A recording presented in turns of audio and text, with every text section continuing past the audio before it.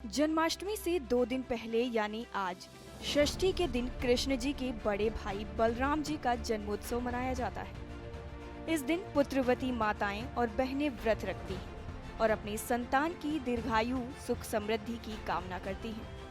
आपको बता दें, पौराणिक मान्यताओं के अनुसार भाद्रपद के कृष्ण पक्ष की षष्ठी को बलराम जी का जन्म हुआ था और इस दिन उनका जन्मोत्सव मनाया जाता है। इस दिन हल छठ, देव छठ, हर छठ, संतान छठ और हल षष्ठी के नाम से भी जाना जाता है। कहते हैं कि हर छठ का व्रत रखने से श्रेष्ठ संतान प्राप्त करने की कामना पूरी होती है। बलराम जी का प्रमुख शस्त्र हल था, इसलिए इसे हल छठ कहा जाता है। संतान की लंबी और पुत्र की प्राप्ति के लिए महिलाएं ये व्रत रखती हैं। इस दिन भगवान कृष्ण के बड़े भाई का जन्म हुआ था, इसलिए इस दिन को बलराम जयंती के नाम से भी जाना जाता है। बलराम जी का पसंदीदा शस्त्र हल है, इस कारण इसे प्रमुख रूप से हल छठ ही कहा जाता है।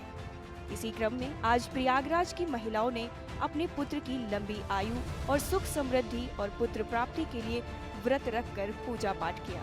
आज हम लोग ने ललई छठ का व्रत रखा है और इसमें हम लोग हल एपन है और 7 तरह के अनाज हैं, चना है, मटर है, जवा है, सब वो चढ़ाते हैं और बताशा चढ़ाते हैं, पूजा करते हैं। और इसमें ख़ास तौर से इसमें जो जवा कुशा होता है उसमें हम लोग उल्टे हाथ से जितने भी बच्चे होते हैं, हम लोग के लड़के होते हैं, उतनी गांठें बांधते हैं बच्चों की अच्छाई के लिए, मतलब कि वो लोग खुश रहें, स्वस्थ रहें और ये कामना करते हैं। मन्नत के तौर पे एक हाथ से बांधा जाता है। बच्चों के लिए व्रत है और क्या नाम ललई छठ, और जो है पहले जल चढ़ता है, फिर उसके आयपन चढ़ेगा, 7 अनाज चढ़ता है और सभी बच्चों के लिए उसी घास में उसी धूप में जो है गट्ठी बांधा जाता है, उसी के लिए व्रत रहते हैं कि बच्चों के लिए आगे के लिए भविष्य बढ़िया से अच्छा चल रहे हैं। हल षष्ठी, हल छठ से आप स्वतः समझ रहे होंगे कि ये छठ षष्ठी के दिन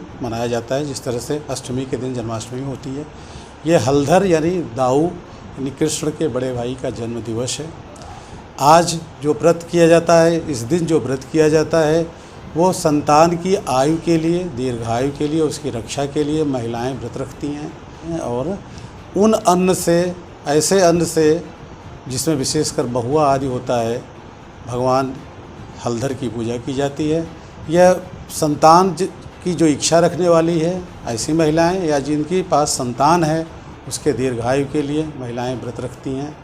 और भगवान ये हलधर के गदा और उनके हल की पूजा के साथ साथ संपन्न किया जाता है। जो बिना जोते हुए और बिना बुआई किए हुए पैदा किए जाते हैं, उससे पूजा करके उसको बांटा जाता है आपस में। इसके चीनी के बने हुए कसूरे में कुछ और भुने हुए अन्न रख करके पूजन किया जाता है, उसका प्रसाद वितरण किया जाता है। और इस व्रत को करने से संतान का लाभ, संतान का सुख, संतान प्राप्ति और संतान की निरोगता और उसकी मतलब हर तरह की सुख सुविधा उससे प्राप्त होने के लिए यह व्रत संपन्न किया जाता है।